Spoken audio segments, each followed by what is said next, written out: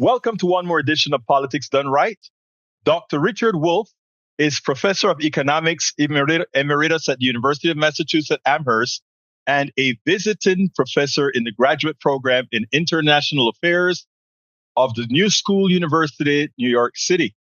He is the founder of Democracy at Work and host of their national syndicated show, Economic Update. His latest book is Understanding Capitalism, which we'll have indexed in the blog as well, and is available along with his other books, Understanding Socialism and Understand Marxism, at www.democracyatwork.info. Dr. Professor Richard Wolff, how are you doing today? Very good, and glad to be talking with you. Well, let me tell you, I woke up, I think it was yesterday morning, to an article titled, Why Trump Tried Tariffs, the Turn to Nationalist Capitalism. And you know, if you use that word nationalist capitalism, it's gonna raise my fancy. And I said, I am going to contact Dr. Wolff right away and beg him to give me an interview before Turkey Day. I know it's such short notice, but I'm going to try. And I want to thank you so kindly for talking with me today. Well, I know from many years' experience how widely your program reaches the audience that I know you educate and teach, and it's an honor to be part of it. Well, Professor, thank you so kindly. I want to start in the very middle of your article because I think this paragraph, while hidden, says a lot about why we are where we are. And your paragraph goes as follows. 75 years of Cold War ideology had taught the U.S. working class how ferociously the U.S. employer class could mobilize the mass media, academia, and most major social institutions to demonize and repress anyone that even hinted of anti-capitalism or socialism. I thought that just puts where the working class is right now. Yes, and for me, it has always been a tragedy to observe it and to participate in it, as I've had to do, no choice. I was born in Youngstown, Ohio, which is, if you ever wanted a place where capitalism has failed to survive, let alone prosper, that's a part of the world. The whole Midwest, changing its name to the Rust Belt and all of the rest of it, attests to we needed a critique of what was going on there. It had been going on for 40 years. I try to remind people, in 1970, American presidents took visitors from other parts of the world to Detroit to show them this booming capitalist city with its working class. Even black people had a place in the unions and on the lines and could raise a family and could have a car. And, it was the success story. Now, and by the way, the population then was about 2 million people. Today, the population of Detroit is about 700,000. The majority of the people left. That's testimony, the starkest testimony you can have to a failure. The jobs aren't there. The factories are empty. The houses are burnt down. I mean, it's a disaster. And it unfolded over 40 years. In part, not the whole story, but in part because you couldn't criticize the decisions being made by the board of directors, a tiny group of people at Ford, GM, and Chrysler, moving production out of the country, automating it, and everybody suffering, the vast majority of people hurt by all of this, but you couldn't say anything. You couldn't. And if you dared say something, well, you'd blame the Chinese or you'd blame the Mexicans or something else. Just never challenge or question the people whose actual decisions made all the difference. It was the board of directors that decided to move GM, Today, GM sells more cars in China than it does in the United States. But that wasn't a decision of a politician, and it wasn't a decision of the Chinese. They welcomed it, no question. But the decision to close the factory, the decision to deprive hundreds of thousands of families in Detroit of a job, that was made by the board of directors, and they did it to make a profit. And we should face that reality rather than pretending it isn't there. And that's why that sentence was so powerful, because unless you can face what ails you, you can't really solve the problem. And in this case, when you make a statement like, if you dare criticize what capitalism has done, you became a pariah. Well, I tell you one thing, Dr. Wolff. One of the things that I said is, look, I don't think those of us who understand the faults in this economic system have anything to lose any longer. Because as it turns out, the working class, when 10% of this population is responsible for 50% of the spending in this country, it tells you that we have a lot of work to do, and it is systemic. It is not something that is otherwise. Now, why did you choose the phrase nationalist capitalism to describe the shift under Trump rather than simply protectionism? Yeah, because people should see it for what it is. For most of the period from roughly 1970s to maybe 2010, 2015, a period that most of us have lived through, part or all of it, we lived in a time that's called sometimes neoliberalism, sometimes globalization, sometimes the era of free trade. All of those terms describe an attitude in which the people who ran American capitalism had the view, and they said it over and over again, that the world was their perspective.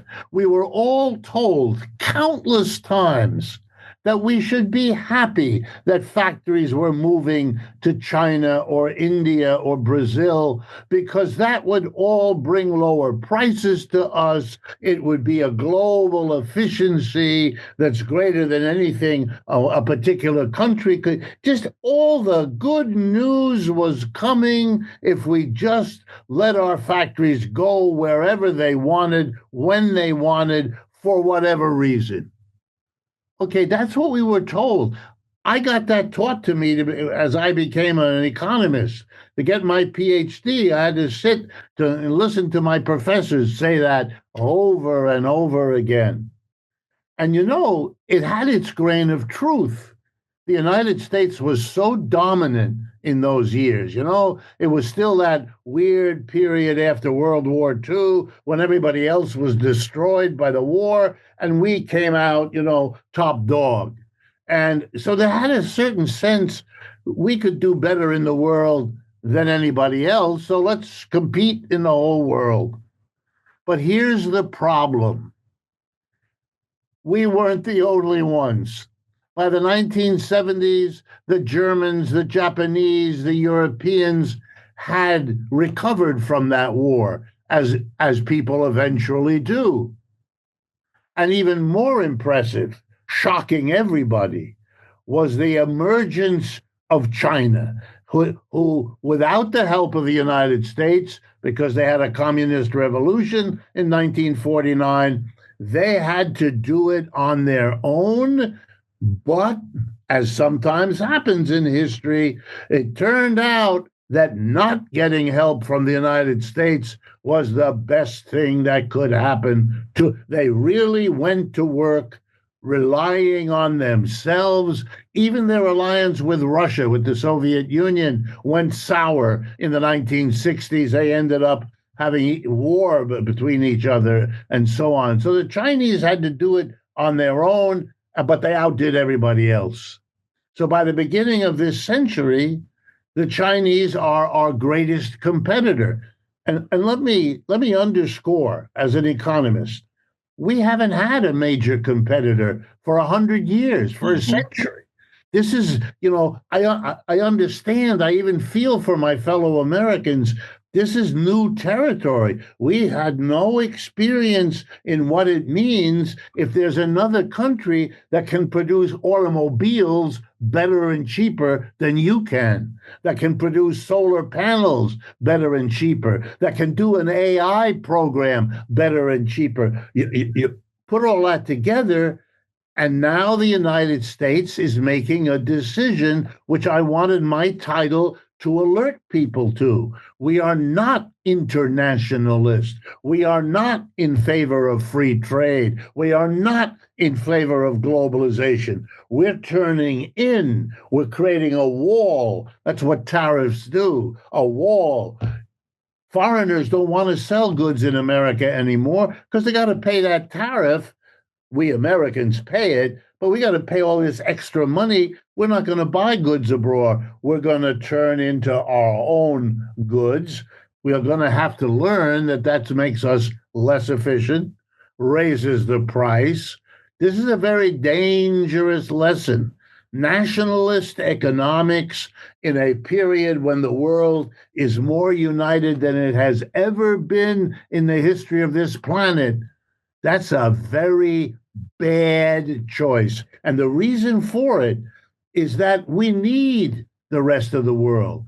When you read about the supply chains that are, in plain English, it means we now produce, drawing this input from Africa and that input from Asia and these specialists from Mexico and those, but we can't go back.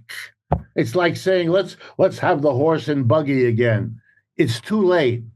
There are problems with the automobile, but we've got to deal with those. Going backwards is usually the sign of somebody who's losing. And that's what's going on. I don't want to yet shake people up by explaining how badly we are losing, although we are.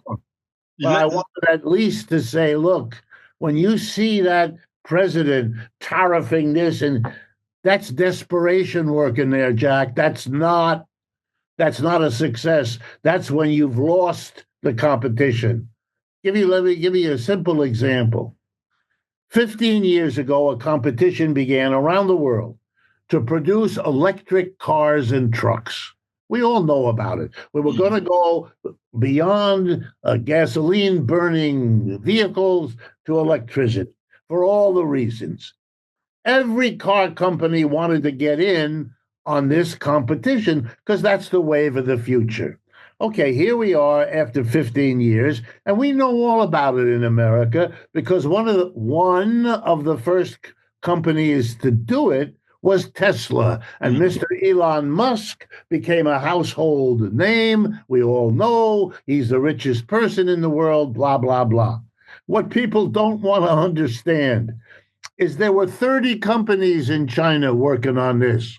And one of them, a company that took the English name Build Your Dream, BYD. BYD. The name of this corporation in China. It produced much better than Tesla, a better, cheaper electric car and a better, cheaper electric truck. It won the competition. Besides telling us just what that means about the economy of China and what it's capable of, here's the reaction of the United States. And if you understand this, you'll get the whole article in a nutshell. First, Mr. Trump, in his first presidency, hits BYD, electric cars and trucks from China, 27.5% tariff. Then Mr. Biden, people have to know this, raised it to 100%. Okay, 100% means if you wanted to buy a first-class BYD electric car for, say, $30,000, and you can do that, you'd bring that with $30,000 goes to China, they ship the car. But for you to pick up the car at the port or at your dealer, you've got to also pay the 100% tariff. Right. And that's another 30 grand that go to Washington. So for you, the buyer, or for me, it's a $60,000 car. We're not going to do that. Why? Because Tesla or GM or Toyota will give us an electric car for $45,000, $50,000. Okay, so we buy that one because Mr. Biden and Mr. Trump together have blocked the American market for the Japanese. But now here comes the economics that you have to understand. Electric cars and trucks are inputs to virtually every kind of business you can imagine. Whether you're making hamburgers or you're making software programs or blouses or shoes, it doesn't matter. Whether you're an American or a Brazilian or anybody else, you buy electric cars and trucks as part of your inputs. So where are you going to buy them? Well, you're going to buy the best electric car or truck at the lowest price because that's what businesses do, which means your European business is able to get a better vehicle at a lower price than the American company he competes with. Because in this country, we can't get the best car at the lowest price. We get an inferior car at a higher price. So this is shooting yourself with both your guns right into your feet. It makes no sense at all. It's an act of desperation. And even if it is put forward by a president who's putting on a piece of theater about how he's a tough guy and he's sticking it to these foreigners, he's not. It may look like that, but you're watching Mickey Mouse here. What he's doing is a desperate act to hold on. And look, I work with the Auto Workers Union. I understand they don't want to lose their jobs, those that are left all around the country.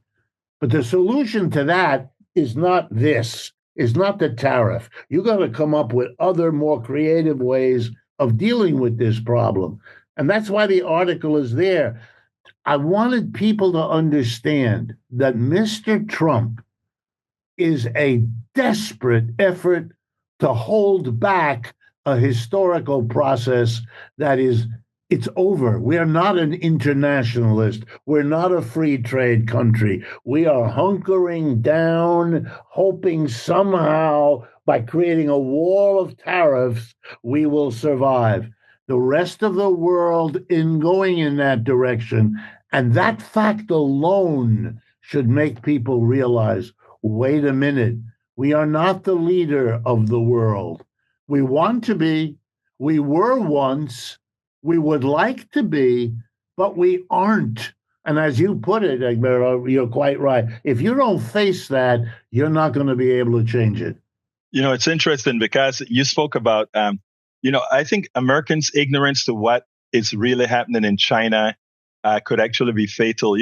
We have New York, Houston, San Antonio, Los Angeles, and all these other big cities that are in decay. And then we go to the big cities that are all over China. And most Americans just don't understand the modernity, the advance, the bullet trains.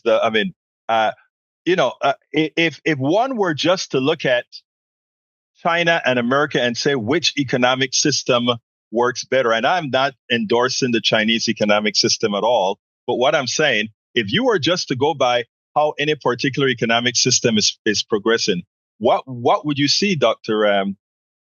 Wolff? Oh, I agree with you. I'm not here to endorse China. China has its problems like other countries do.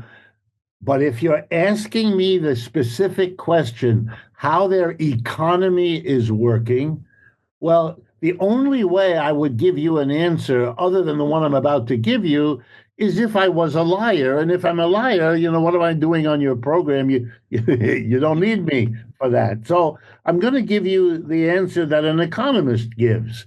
We have a rough measure, which we use. It's not very good, but it's one of the best we have. It's called GDP, Gross Domestic Product. And it's a number that measures the output of goods and services, the total, in one calendar year. And those records are kept for every country on earth. How fast is the total output of goods and services growing in your country? So I can look it up. I can get it for Finland, and I can get it for Nigeria, and I can get it for Canada, U.S., and so on. All right, here comes the statistic to try to understand. Over the last 25 years, the GDP of China has grown each year 2 to 3 times faster than the GDP of the United States. Here's the reality. The Chinese achieved in our lifetime, that is, the last generation, 25 years, the fastest rate of growth of any economy anywhere ever. Now, no matter what you think of a country, whatever criticisms you have of its politics, of its civil liberty, whatever it might be, there is no sense in making believe that what I just said isn't the case. That's why they can produce the best electric cars. That's why they have a fast rail system that the United States, we're not 20 years from being able to do that. That's why they're in a position to challenge us around the world. That's, if you want to get specific, that's part of the reason why Russia can fight a war against the United States and all of Europe and Ukraine and basically win that war, because they've got China at their back. But these are the realities we have to deal with, making believe it didn't happen. Go to China, look at the cities, see how people eat, see how people are dressed, see their cars in their driveways where they live, and on and on and on. By the way, many of the things you'll see as an American are familiar to you, because the Chinese have often tried to mimic, to copy. We are the model of wealth. We have been for the last century. So they're catching up, and now they're going to surpass us. And that's underway. It is interesting because I was watching a few videos and reading a few articles talking about the expansion of China across the world. I know you're well familiar with the Belts and Roads, I think it's called. Yes, it is. Yeah. Belts and Roads. Whereas we are bombing around the world, this great capitalist freedom country is bombing the world. Venezuela may be next on the hit list. But what they're doing is establishing relationships. And it seems like relationships create much better economies than blowing stuff up. Would you say? Yeah. Yes, I tell people the United States maintains 700, actually a bit more, 700 military bases around the world, including all around China. How many military bases abroad does the Chinese military maintain? One. I mean, if you ever wanted, who's aggressive? Who's got troops everywhere? We do. Who's not? Russia and China. They may be aggressive, but it's a completely different story. They're aggressive at their border. They're aggressive around their immediate interest, but they don't pretend to do what the United States does and what we can no longer afford. Look, part of the reason China can catch up is it devoted itself to doing that. That was its highest priority. As it is, by the way, for most of the poor countries on this earth. They want to have a decent standard of living for their people. If it's not the number one priority, it's right up there at the top. And that's one of the reasons they're eager to work with China on this Belt and Road Initiative, which, by the way, runs from China all the way up into Europe.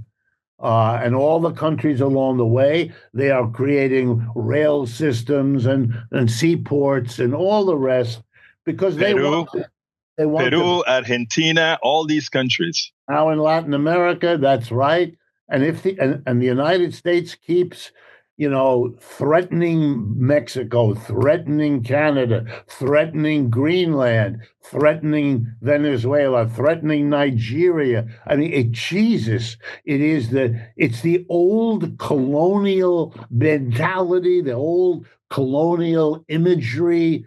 And the Chinese keep saying that's not what we're about. We don't want the military stuff. We want to build economic well-being. And the truth of it is, which, the great thinkers about military affairs have always known, in the end, what gives you a powerful military is if you have a strong, functioning economy behind it, so that the young people that you are in the military are well fed, are well educated, are motivated. What does that mean? That means you have to have jobs for them and their families, and you have to have schools, and you have to have medical care. Look what we're doing right now in the Congress. We're nickel and diming our medical care so that millions of people may not have medical insurance. Are you crazy? What do you think is going to happen in those families? They're not going to have healthy kids. They're going to postpone a visit to the dentist or the doctor because they don't have the cash. We all know what this means, but so does the rest of the world. They watch the United States, first moving its industry out of the country and now decimating the social supports for its people. That's not the story of a rising economic system. That's a story of one going down. And we are not escaping that. And it's going to cost us terribly if we don't face it and change it. It's interesting because I was speaking to a Chinese national, and he said there's a big difference between how we think. Our spoils, meaning a lot of their profits, etc., go right back into people, into building people, building universities, building knowledge, acquiring knowledge. Our spoils go directly to the 1%. In other words, as we produce and produce more and get more efficient, it's not the people who produce, it's the parasites who run the people who produce that actually get the spoils. And what has happened is that it has shown in the economic development, in the educational development of the populations. If you take a look at the two populations, you can see the difference in both their economic and their development. Our economic development is in decline. Their economic development is on the ascent. So go ahead. Let me just add, I'm a professor. So I'm receiving from the universities that I'm associated with, where I've taught and so on, I receive emails from the various administrations. They're cutting back here, they're cutting back there, they're apologizing to their students that they have to raise the rent. It's all contraction. It's all and the Chinese are opening new universities left and right. I mean, you couldn't see a starker difference in where they're doing now what the United States did after World War II, and it, invested in all these state universities and gave the working class a chance to go to college, which used to be only for wealthier people, and now you're cutting it back left and right.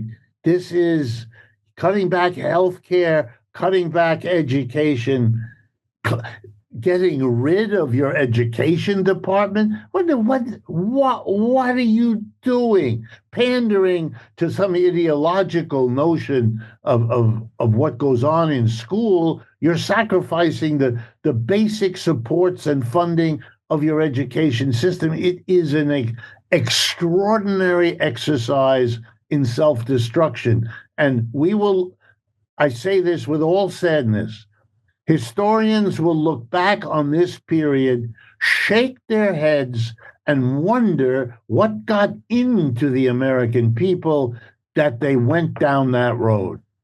Dr. Wolff, one of the guys I always call the god of capitalism, from the Chicago School of Milton Friedman. He once said that the executives and corporations should worry nothing about humanity. I'm paraphrasing, of course. Nothing about humanity. It's they work solely for the shareholders. And in doing so, what we have seen is that the system, I mean, if you believe him, you have to say that our system is running as designed. Capitalism in America is running as designed. If you follow that tenet. And when he says that, and at the same time, we had back in the 70s, I think it was 70s, the release of the Powell memo that I think your phraseology pretty much comes from. I find that it is people like yourself, because I remember coming to the United States and taking my first economics class. And I tell you, the way I understood, the way I started, I believed in humanity. I believed that if you make a certain amount of money, eventually you've got enough and the rest need to be shared, all that sort of stuff. And the professor laughed at me, right? I was a laughing stock to the professor, etc. But eventually I even adapted some of the capitalist tenets. And I remember going to one of your conferences. It was that conference that you gave where you showed that all during the Clinton years and other years after Reagan, we did not have increase in wages or anything like that, but we had increase in prosperity built on credit. Right. And that chart that you drew, that chart that you put on the stream made an indelible impression that changed my entire outlook on what our economic system was and what capitalism represents. And it's something that I've tried to put forth to every single part of my audience, but it is so hard because I want to read your statement again because of this. 75 years of Cold War ideology had taught the U.S. working class how ferociously the U.S. employer class could mobilize the mass media, academia, and most major social institutions to demonize and repress anything that even hinted of anti-capitalism and socialism. Yourself, what you've done, we have to make that statement false. Yep. In order to save the country. Well, let me mention to you something that gives me a feeling of hope. And it's something that happened recently. Perhaps you've covered it. On the 21st of November, so just a few days ago, the House of Representatives voted on something called Concurrent Resolution number 58.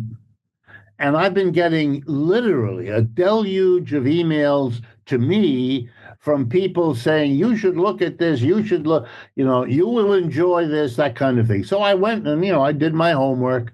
I went and I got a copy of it and I read it. And then I looked up what the vote was in the House of Representatives about this resolution. Okay? Here's what the resolution says. Socialism, it takes a long time, but here's the basic message. Socialism really stinks. Wherever it goes, it's a disaster. Millions of people have gotten killed or died. It's awful, awful, awful, awful. And we, the House of Representatives, want to affirm just how awful we think it is. That's what it says. I mean, I'm not exaggerating. That's what it says. Okay, Republicans voted 199-0 in favor of that resolution.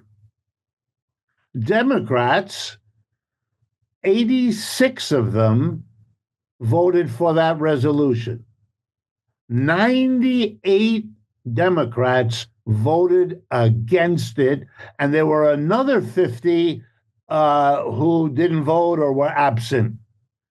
Whatever that quite might mean, I don't know.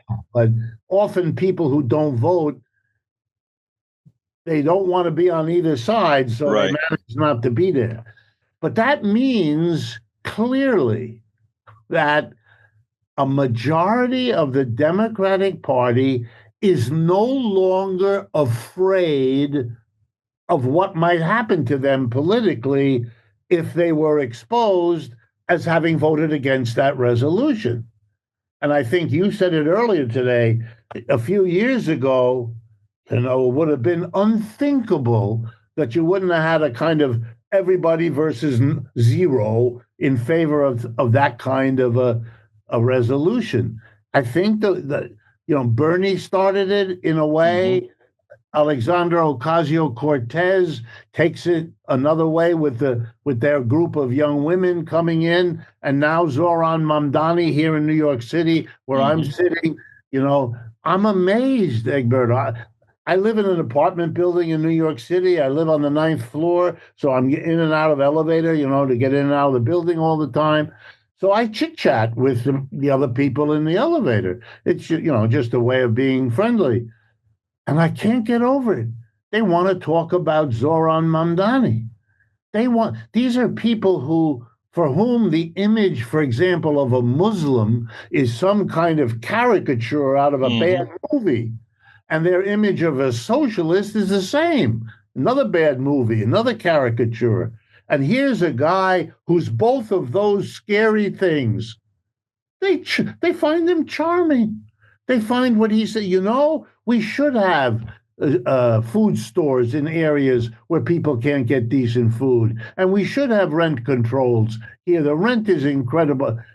He got through to them. And the fact that he's a Muslim and the fact that he's a socialist didn't seem to matter. I couldn't get over it. Doesn't seem to matter to these people.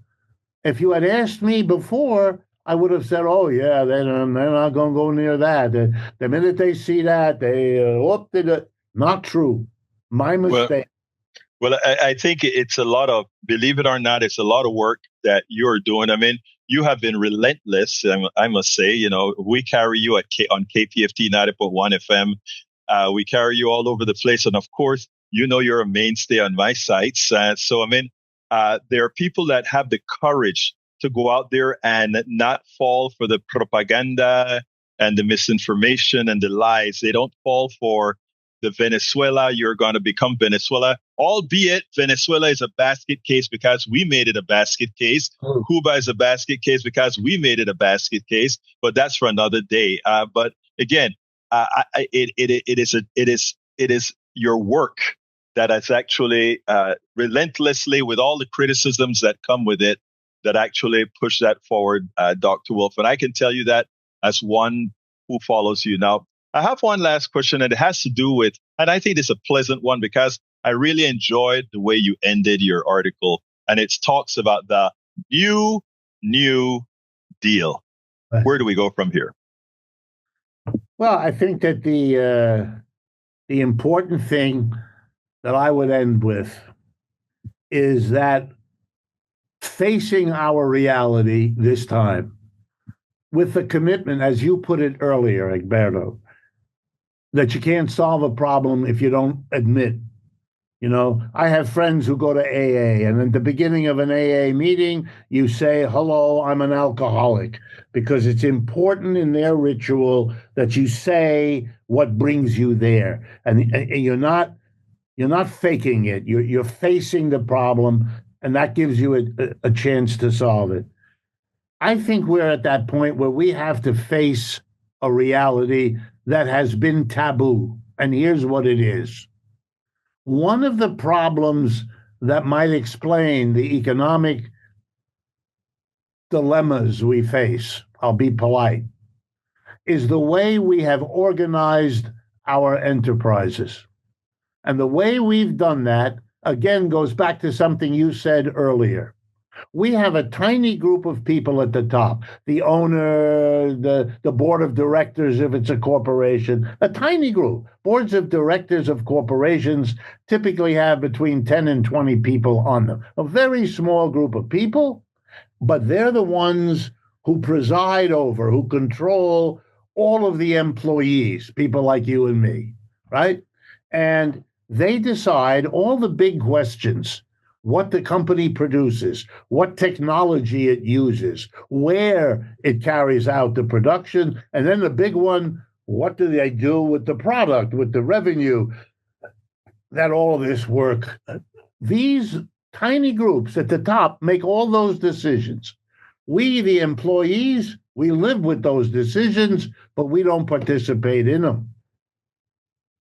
The corporation is not, and there's no way to be polite about this, it is not a democratic institution. For example, the price of whatever it is you help to produce is determined by the people at the top, not by you. You don't go to a meeting where you vote, raise the price, lower the price. That's them. They decide what the wage and salary structure will be. They offer it to you. You can take it or leave it and go somewhere else, but they're in a position. These days, as I listen to people say, affordability is the issue. What a funny word. The employer tells you how much income you got, and the employer sets the prices that you spend that income on. It's not called, affordability. It's called capitalism. It's the way the system works. And if it's not working out for you, if you can't afford the education, the healthcare, all the basic things to make a decent life, then your problem isn't the politician. Your problem is a system that's set up. Well, we've got to challenge that. And so I end the article, as I do most of my work, by saying, try, my fellow Americans, try to ask yourself the question, might there be another different way to organize the factory, the office, the store than the one we have? We're supposed to be a country committed to, in love with democracy. And yet, when we cross the threshold into the factory or office or store, wherever we work, we give all that up. We allow a tiny group of people to tell us, sit there, work this way, don't take more than 4 minutes in the bathroom, whatever. It's not a democratic arrangement. And I think our economy would be more successful producing for us, the people, if we, the people, were in charge of the enterprises. Look, we insist on voting where we live because we don't want a mayor or a Congress or a city council to make decisions that we don't have input. Well, if that makes sense in the neighborhood where you live, could someone explain to me why it isn't worth thinking about that as the way to organize the workplace, and for all the same reasons? And yet we've never done that. It's a taboo topic. You start talking like that, and the labels socialist, communist, all of that will be heaved at you right away. And not because your arguments aren't good, but because they want you to stop talking like that. Exactly right. And a personal note, I'm a product of the most elite universities this country has. I had the good fortune. I went to Harvard, then I went to Stanford, and I finished my education at Yale. It's like a joke, like a poster boy for the elites. And they taught me how to think about economics. For 10 years, I spent in those three schools. All I'm doing is taking the economic analysis I was taught and applying it to my own society, which is always what I thought I was supposed to do. Imagine my shock when I did that and discovered that my teachers were unhappy with what I had chosen to say and do because it wasn't celebrating this system. But I didn't go to school to be a cheerleader. I went to school to understand what's going on. I mean, you can't argue with that. And I think, staying with it for as long as you have been with it is what's going to continue to bring this change on. there's one thing that I want to say before closing. I'm an engineer by training. I always say that. People say, you always say that. I always say that for specific reasons. I love math. I believe in math. And, we make our economic system sometimes more complicated than it is. If 1% of the people are growing at a much higher percentage than the vast majority of the system in a closed economic system that's growing at a particular rate, it is impossible for for the elite eventually not to take it all, which is exactly what is happening today. Right. It's by design. It's not an accident. It's by design. Dr.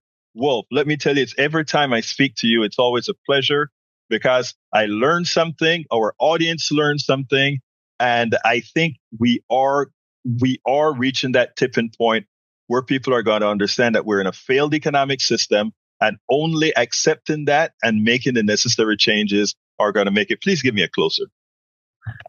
Wow. That's a very nice ending for you. You've been very kind to me. I want to congratulate you. It was years ago that we first crossed paths down there in the American South, one of my visits down there. And I just appreciate very much that you've stuck it out, that you've continued to do it. Politics done right is exactly the way to characterize it. Do the politics, but do it based on a solid foundation. Don't be afraid to call it out for the system. I don't want to blame individuals. I understand individuals are born into a system. They're taught its values. They're taught its rewards. And so we shouldn't be surprised if they end up doing things. The things we don't want them to do come out of this system. If we want them to be the better people they too somewhere want to be, then give them the system that can enable them to be good people while they find a living, rather than stepping on each other and producing the kind of tensions we see all around us in America today. Dr. Richard Wolff, it has been my pleasure. Thank you so kindly for having been one more time on Politics Done Right. And thank you for the honor to do so.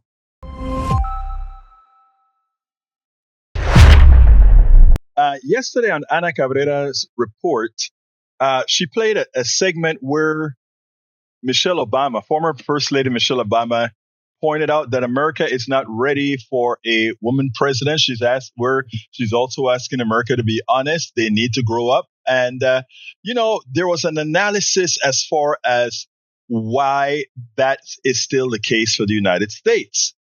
And what I found from most of the panelists is that we got the same answers that we got or that we get every single time. What I found missing was a little bit more in depth as to why supposedly the most advanced country, the country that is the most progressive to some extent, that while Pakistan could have elected a woman and many others that we'll discuss later on, that somehow the United States can't. The closest that I got to an answer was somebody who decided to be honest with the response to the core. I want you to listen to Danielle Moodie. She's the host of the Danielle Moodie show on Substack. I want you to listen to how she dissects the argument that Cabrera asked her. And then I want to come in with something that includes a little bit more in depth based on our country proper and why it is the way it is. So let's listen to this and then we'll take it on the other side. As we saw in this past election, sadly, we ain't ready. That's why I'm like, don't even look at me about running, because you all are lying. You're not ready for a woman. You are not. So don't waste my time. We got a lot of growing up to do. And there's still, sadly, a lot of men who do not feel like they can be led by a woman, and we saw it. Danielle, Michelle Obama's perception is actually backed up by numbers. 4 in 10 Americans say they know someone who would not vote for a woman president, according to American University. Why? Why do you think that is? And where do we go from here? I mean, I think that we have to understand that we have deep-seated misogyny inside of this country, right? That there are things that we have seen, whether it was in the 2016 election, 2024, that America does not see women in roles of power and leadership. I mean, they elected Donald Trump twice, which shows you that against very qualified, capable women, Hillary Clinton and Kamala Harris, America chose Donald Trump. And so if we don't deal with the deep-seated misogyny that this country, frankly, was built on, including racism, those are the two things that Kamala Harris had to overcome in 107 days. And so those are real issues that we actually have to deal with and not just pretend they don't exist.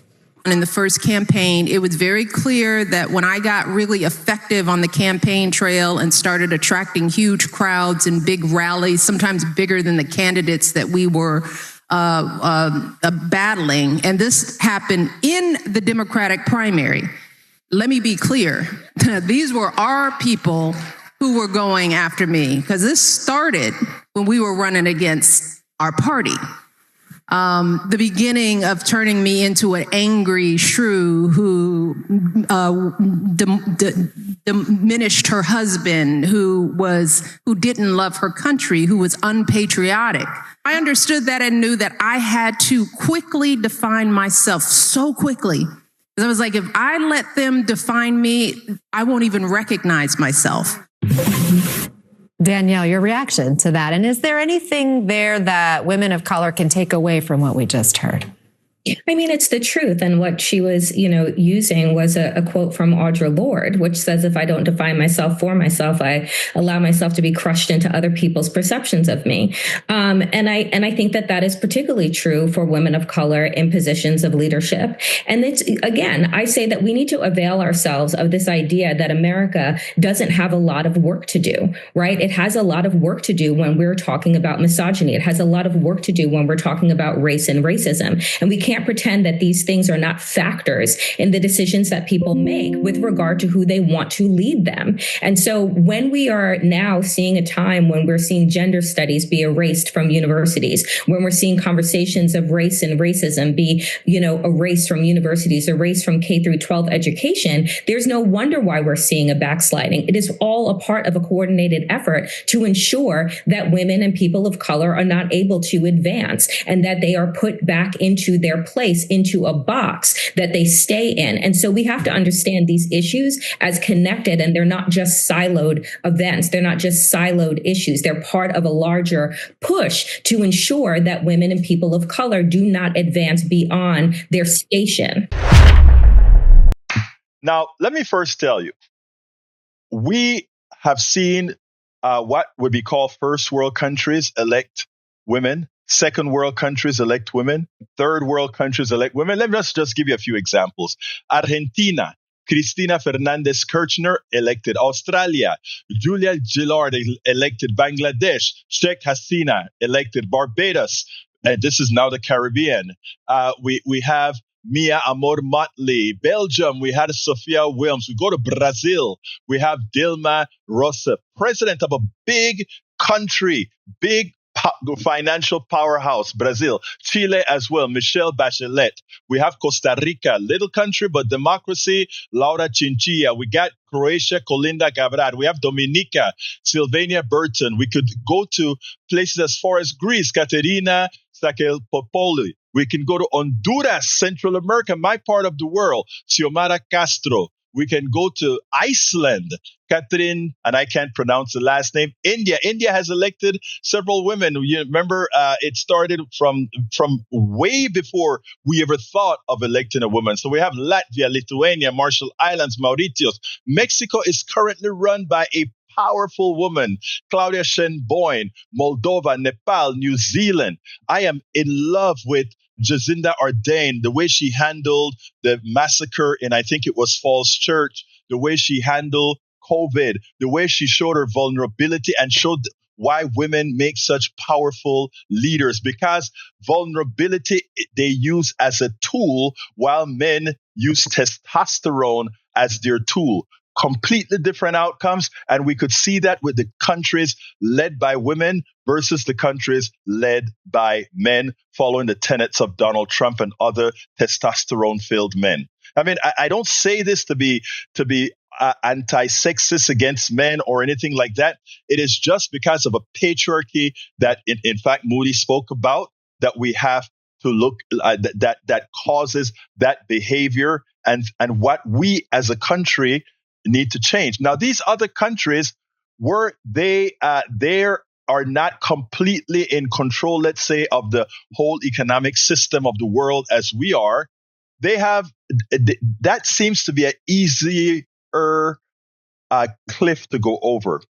But let me tell you the sad reality about the United States. The sad reality about the United States is to maintain a system, a capitalist system that we have, that doesn't, that has to be run without a soul, right? That has to be run in a manner to save itself in as much as it harms. It is very hard. There are a lot of forces from the Powell memo that did a whole lot of indoctrination, creation of the Powell, the creation of the Heritage Foundation, the Cato Institutes, and all of these to maintain a certain status quo to keep that engine running. You see, whenever, if we were to get, and this is my opinion, if we were to get a woman elected in America governing as a woman, not a woman in America trying to govern as a man, but a woman in America governing as a woman, one of the first things that they'll likely ask is, how humane is our economic system? What changes do we need to make to our economic systems that would make life better for children, that would make life better for all, without thinking about Darwin's theory? I mean, there are so many things that are intrinsic to the way we were reared, the separation between women and men, that I think is so necessary.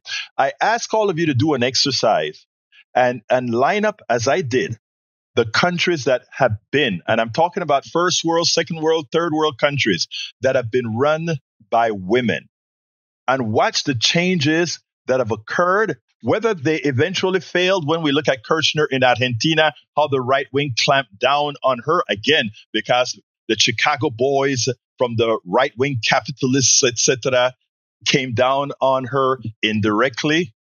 But if you look at the way they govern for society, you will find that humanity came first.